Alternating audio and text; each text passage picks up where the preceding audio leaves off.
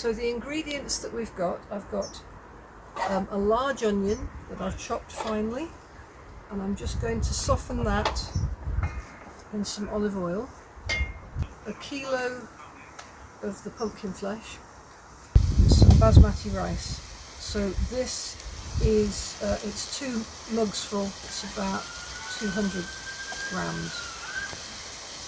One of the things that I like to put in is a really strong cheese. If you put in a really strong cheese, it makes it a healthier thing because you get a nice cheesy flavour with less cheese. And so this is an extra strong cheddar.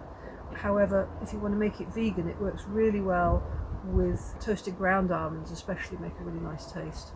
And I've also done it with peanut butter if I'm in a situation where that's safe enough to do.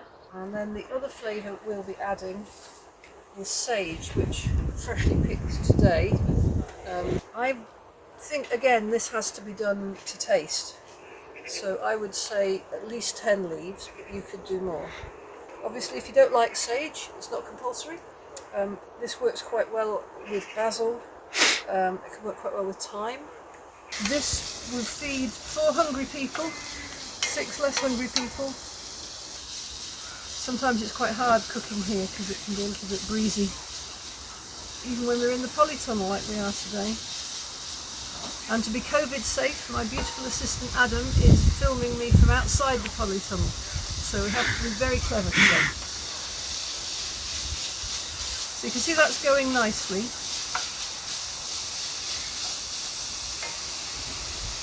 So just give the onions just a little bit more time just to, they say go translucent, don't they? And then I'll put in the pumpkin.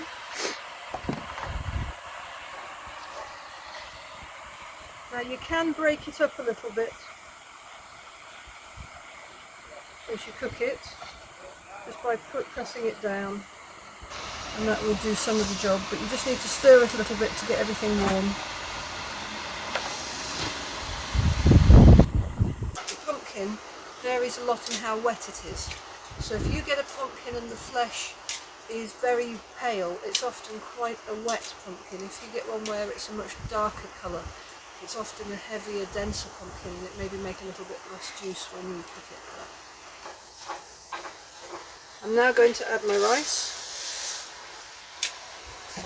There's nothing to say you can't use risotto rice, but I always look at the price of it and I think, gosh, I don't think I'm going to buy that today, I'll use something a bit cheaper. Basmati doesn't make as much starch when it cooks as some of the rices, so where it doesn't go as mushy, it stays a bit firmer. So all we're going to do is just stir that through.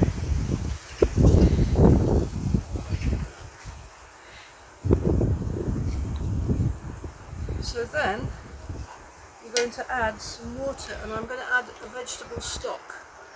This is one of these fancy ones that you get where it's not dried, but any vegetable stock will do. You could use a meat stock if you want, but we tend to do vegetarian cooking here, so I haven't done. And if that'll come out, they're all good. There we go. And then I'll add some liquid, which I have ready boiled. And as I say, you have to be a little bit flexible in how much you're going to do because it is going to vary. But I think that will be enough to begin with. It doesn't hurt to do it and stir it a bit and then do it again. You need to make sure that you've got the moisture right down to the bottom so that the rice doesn't stick.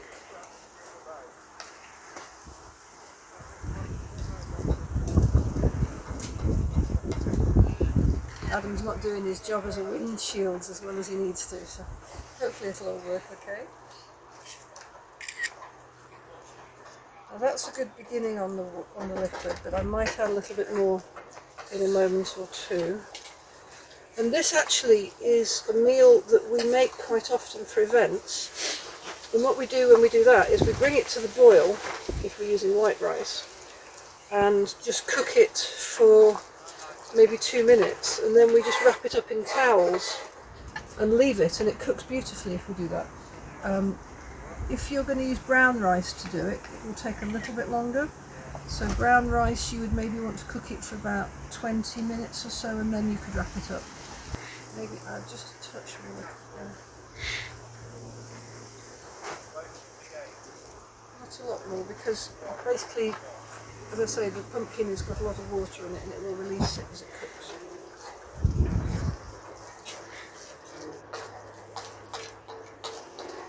I'll just put the lid on that and let it come up to the boil. You just need to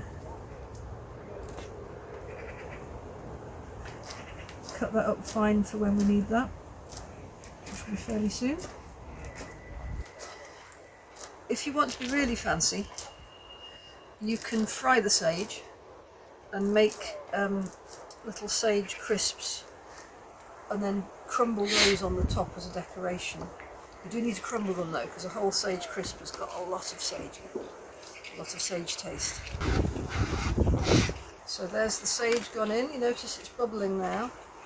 I'll give it a little stir, see how it seems. Still seems to have quite a bit of liquid in, so I think we're not too badly off, but I might have just a touch more to be safe. The cheaper the rice you're using, if it's very starchy rice, it's better to try not to stir it too many times, because it will get quite gloopy.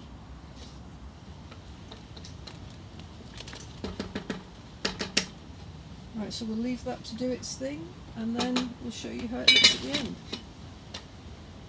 So we've cooked this. We actually let it finish off in its own heat for the last 5 minutes, just to get everything ready without making it stick on the bottom. That's quite a good tip. If you just turn it off and put a cloth over it and just let that last 5 minutes go, even if you're not trying to do it in a fully haybox style of insulation, it'll still make a big difference to how much energy you use.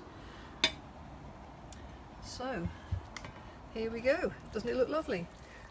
You don't have to add cheese, but we are going to add cheese to this, and this is about 200 grams of strong cheddar. Ground almonds that have been toasted make a really good job, or chopped almonds, as I said. And then you just stir that through. You just want something that's got that, I guess it's called umami flavour, to give it that nice savoury edge. There we go, pumpkin risotto. And we'll be serving this in takeaways for our volunteers, to thank them for all their hard work over this last time.